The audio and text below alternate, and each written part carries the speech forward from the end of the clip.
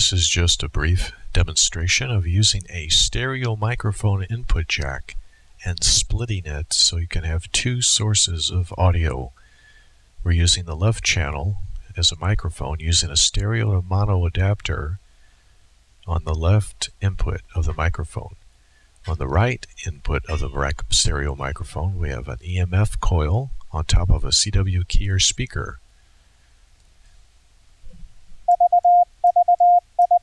The red waveform is the harsh square wave, and then we have a filter here taking that out, all the harmonics out, making it sound fairly good. I'll show you what it sounds like without that.